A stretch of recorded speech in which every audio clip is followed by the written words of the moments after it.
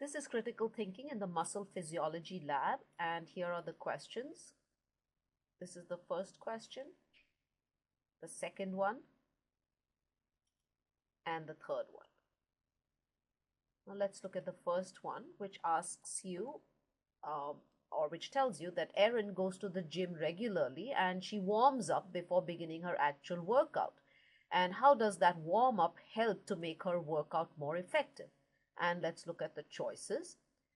The first one is that more motor units are stimulated. Now, this is not a choice for this question because more motor units are stimulated when the force or the intensity of stimulation increases. So, if the intensity starts slowly, there's a minimal stimulus which will bring about force of contraction, and you keep increasing the intensity, and as you keep increasing the intensity of stimulation, more and more motor units are stimulated.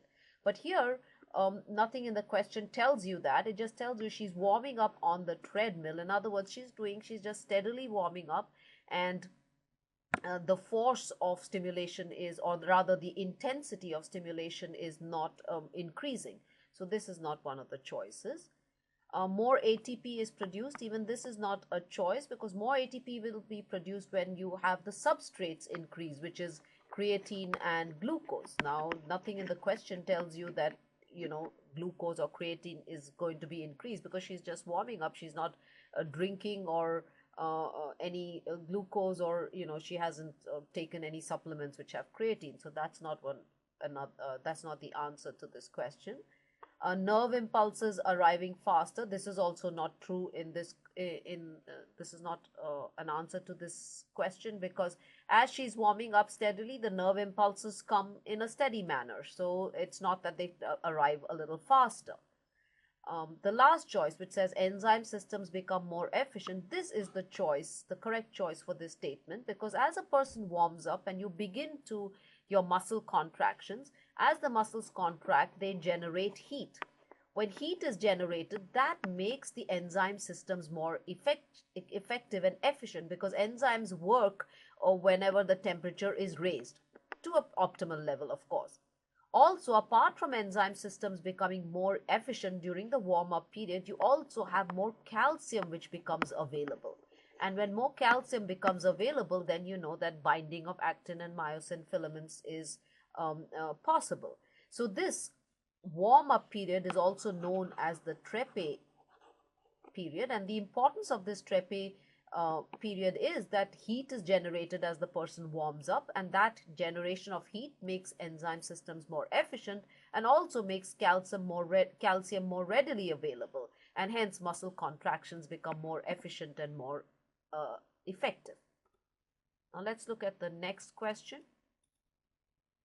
which asks, why is it not possible to increase the force of contraction of a muscle beyond a particular point? And let's look at the choices. The first one is that muscle may be too small. Now, this is not the answer to this question because force of contraction is relative for every muscle. Large muscles will obviously be more powerful. Small muscles will be less powerful. But for each muscle, there is a certain force of contraction beyond which it cannot be increased. So the size of the muscle here is not the answer to why it's not possible to increase the force of contraction. The second one is that there are no more motor units left to stimulate.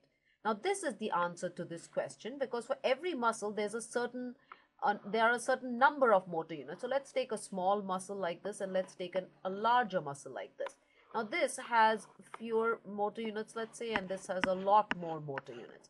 When all the motor units are stimulated, there's nothing else left to stimulate, then the muscle's force of contraction cannot be increased because you have nothing else left to stimulate. So everything that was there, all the motor units that are there in this muscle, they have been stimulated. They all act. Remember the all or none law. So they all act, and hence the force of contraction reaches a particular level. After that, if you increase the intensity of stimulation or, whatever else you do, you will not be able to increase the force of contraction. The next choice, which is there's not enough myoglobin. Obviously, this is not right because some muscles don't have myoglobin, but they still have a point of point beyond which the force of contraction cannot be increased. And the last choice, which is no more acetylcholine can be secreted, this is also not true, because acetylcholine is secreted when a nerve impulse comes, when a nerve comes and synapses on a muscle at the neuromuscular junction. As the nerve impulse comes, the acetylcholine will be liberated, provided calcium goes in and stimulates the synaptic vesicle. So this has nothing to do with the force of contraction here. So hence the answer to this question is because there are no more motor units left to stimulate. Now let's look at the third question, which asks you that all of the following are required for binding of the filaments shown below except, and you can see the filaments shown here. This one here is the thick or myosin filament, and this gray one is the thin or actin filament.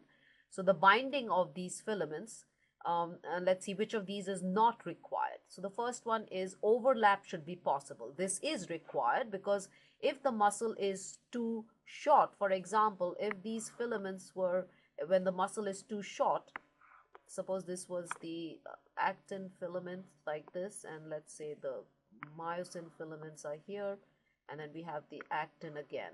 So they're already, the muscle is too short. They're already overlapping more to their maximum. Now there no further overlap is possible. So then, the muscle can't, the filaments will not be able to bind. Look at the other situation where if they are too far away and the muscle is too long, for example, let's say here, the muscle is stretched too much. Now can you see that the overlap is not possible because these myosin heads cannot attach to the actin filaments.